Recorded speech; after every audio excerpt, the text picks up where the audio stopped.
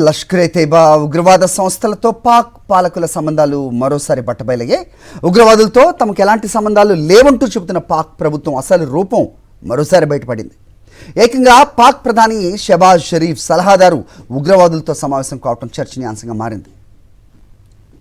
ప్రధాని షెహబాజ్ షరీఫ్ సలహాదారు పాక్ ప్రభుత్వంలో కీలక భూమిక పోషిస్తున్న రాణా సనావుల్లా ఉగ్రవాదులతో భేటీ అయ్యారు. హఫీజ్ సయీద్ కుమారుడు తలా సయీద్తో రాణా సనావుల్లాతో కలిసి రాణా సనావుల్లా ఓ కార్యక్రమానికి హాజరయ్యారు.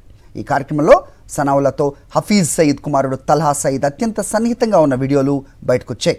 దీంతో పాక్ ప్రభుత్వానికి ఉగ్రవాదులతో ఏ స్థాయిలో సంబంధాలు ఉన్నాయో మరోసారి నిరూపితమైంది. లష్కర్-ఏ-తైబా టెర్రరిస్ట్ గ్రూప్తో అనేక మారణ హోమాలు సృష్టించాడు హఫీజ్ సయీద్. దీంతో హఫీజ్ సయీద్ను గ్లోబల్ టెర్రరిస్ట్గా ప్రకటించింది ఐక్యరాజ్య సమితి. భారత్లో అనేక ఉగ్రదాడుల వెనుక హఫీజ్ సయీద్ హస్తం ఉందని నిరూపితం కూడా అయింది.